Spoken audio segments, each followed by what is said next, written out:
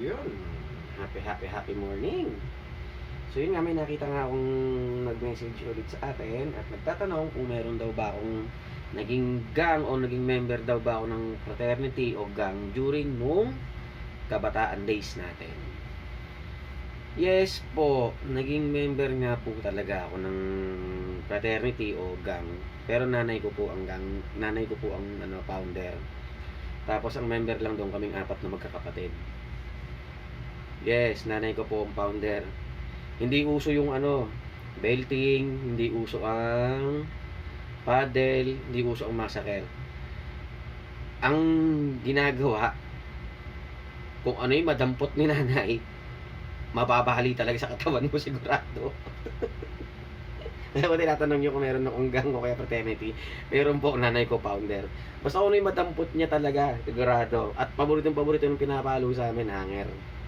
Agad hindi napuputol yung hanger, hindi ka tatantanan. Kaya kung tinatanong nyo kung may gang ako, meron nanay ko founder. Nanay ko founder nun. Alam niyo ba, tumanda na ako ng ganito, umabot ako sa ganitong edad. Isang beses lang ako napalo ng tatay ko. Pero si nanay talaga, pagka inabot talaga ng toyo yun. Kung anong madampot nun, bahala ka na sa buhay mo. Tatawa lang ako kasi dun sa tanong. Ba't kailangan, ungkatin niyo pa kung naging member ako ng gangon, naging member ako ng fraternity? Yes, meron.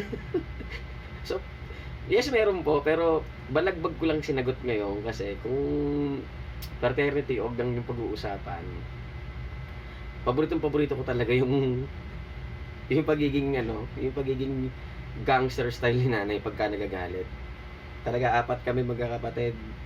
Yun lang yung member ng gang namin. Kami apat na magkakapatid. Basta kung ano yung madampot niya, yun na yun. Yun na yun. Mahirap uminit ulo ni mother. Maniwala kayo. Tara, appear tayo. Na-share ko lang kasi nagtanong din naman kayo. Happy morning.